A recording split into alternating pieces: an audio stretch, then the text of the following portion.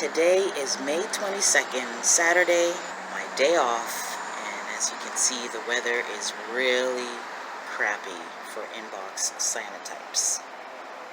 But I got something else in mind. I first want to show you what I have done, and then I'm going to explain to you why I've done it. This is the original Cyanotype Box Camera build that I made in 4x5. And as you can see, it has the magnifying glass on it, which did work. The only issue with this is that I'm very limited with how I can use it. I can only go as far as 3 feet away from the subject. I can't go any closer and I can't go any further away.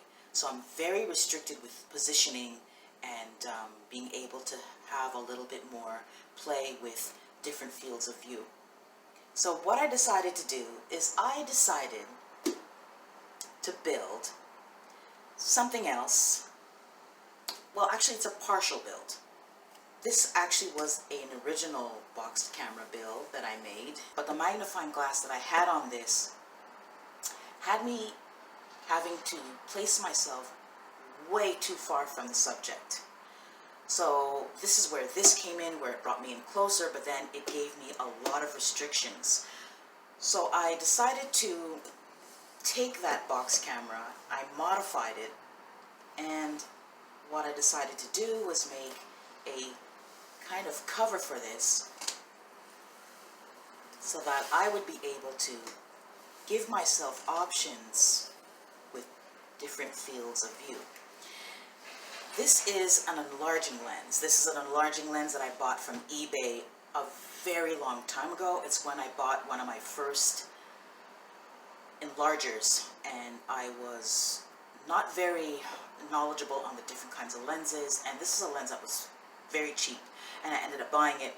Mind you, it's not that it doesn't work, it's just that I don't have the right ring for it in order for it to fit on the enlarger. But anyways, finding that out and getting a little frustrated about it, I ended up putting it aside in my little junk bin, and I decided to look into it, and this is what I pulled out. So I had taken this box and I placed it in the front, and using the ground glass that I made for viewing, I was able to see how much I was able to get in terms of being able to get up close or being able to be further away from a subject. From just looking at that, it seemed that I was getting a lot more variety. So this is the reason why I ended up kind of modifying it and kind of rebuilding it in a sense, so that I would get a little bit more flexibility.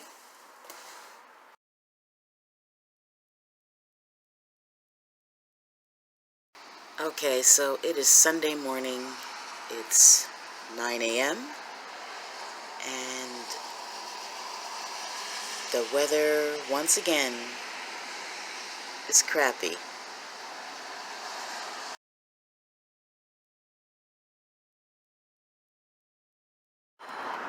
It looks like I'm in luck today. Today is Monday, May 24th, and the sun is out.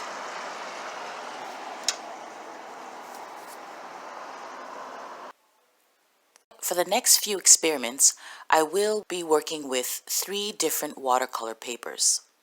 The first is Fabriano's 100% cotton hot press watercolor paper, which is the paper that I will be using today. The second is Fabriano's 100% cotton cold press watercolor paper. And the third is Fabriano's 25% cotton cold press watercolor paper. I know with this experiment I'm going to be taking a huge risk. A risk I already know what the end result will be. But it doesn't matter. I'm going to go and risk it anyway. You're probably wondering, why am I going to do all of this knowing that it most likely will rinse out in the water? I am convinced that this will work and that it can work. And what has me convinced is the resulting image that I had shared in the previous video that was of a bouquet of flowers that did not rinse out in the water. I had fixed it first before rinsing it. Why did this not rinse off? So there is something, this is why I am repeating myself over and over and over again, even if it ends up being a fail. Now, of course, this was done a while back. The silly thing is that I don't remember the formula that I used at that time. It's really odd for me because I usually always take down notes, but for some odd reason, I do not have that information. The only information that I do have on record with that test print is the paper that I used and the fact that I fixed it before I rinsed it.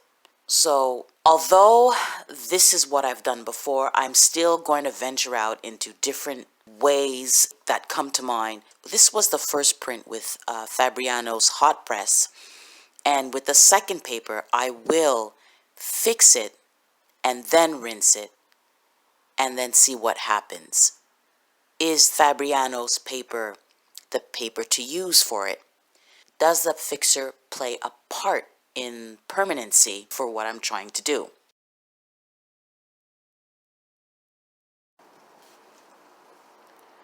So it's been about an hour and a half. Every once in a while I'll come out and I'll just play around with the reflector to make sure that it's getting the maximum amount of reflection. And I'm hoping something will arise from this. Maybe I'm just crazy. I'm hoping that will maybe make things make sense of how to approach it for the next time around. Okay, so let's see what's going to happen here. I exposed this for extremely long time. I exposed this from 1 o'clock and it's about 5:30 right now. I really wanted to push the envelope with this because I am just going to put it in water. I am not going to put it in fixer or anything. And look at this picture. It's pretty.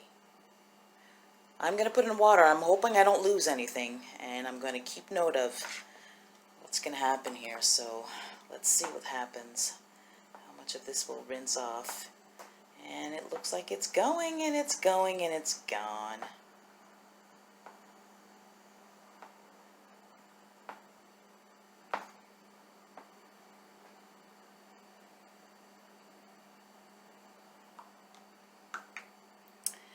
So much for that test, guys. It was a fail, again.